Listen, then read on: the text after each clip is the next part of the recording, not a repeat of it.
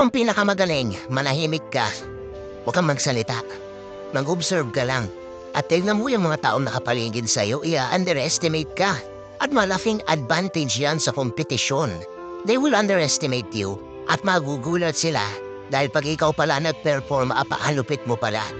Kung ikaw naman ay hindi ganun kagaling, manahimik ka pa din. And ang key dito is, ang point dito is, habang tahimik ka, dapat nagmamasid ka, nakikinig ka, kumukuha ka ng galing sa iba. Hayaan mo silang magdadadakdak. Hayaan mo silang magsalita. At magugulat ka, tapos magaling ka na sa kanila. Kasi nasabi na nila lahat ng sikreto at na-absorb mo na. So,